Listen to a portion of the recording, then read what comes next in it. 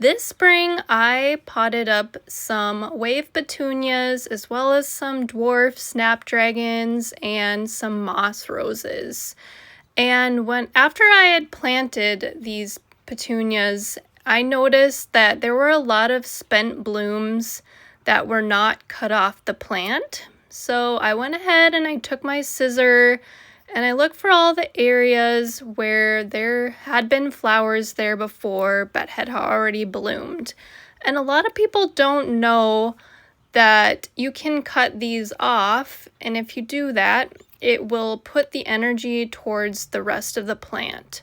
A lot of people call it deadheading, and what you can do is just look over that plant and make it look a lot better and grow a lot better once you've removed those spent blooms.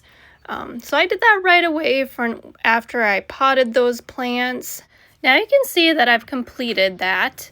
And now this is after growing for several weeks. You can tell that the moss roses have filled in and the petunias are spread out, but we do have some spent blooms that still need to be removed.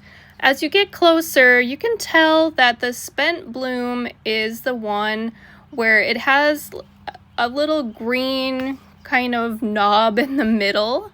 If it's gonna bloom a new plant, it will have the little yellow part at the end like that, like it's a flower that's going to be open. So that will give you an indicator of what you need to remove. As you can see, there's just a hard little green center on the one that's been spent. So as you can see, there's a few that need to be removed on this section. And it's hard to tell, you can look at the spent flower and remove that and see what it looks like underneath, and that will give you a better indicator of what to remove. So again, I took my scissors and I went ahead and I'm going to remove all of those spent blooms so that I can put energy towards the rest of the plant and so that it will still look nice and continue to flower. And then after doing that, here's a big pile of all the spent blooms that I removed. And now you can see what it looks like now without all of those attached. And then don't forget to move your potted plant from the shade back into the sunlight, because I like to work in the shade and remove those blooms and then move the plant back out into the sunlight so it can get sun where it was before.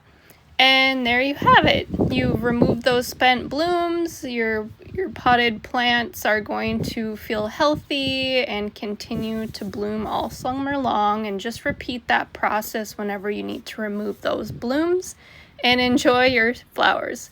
If you like this video, hit like, subscribe. Thank you so much for watching, and happy gardening.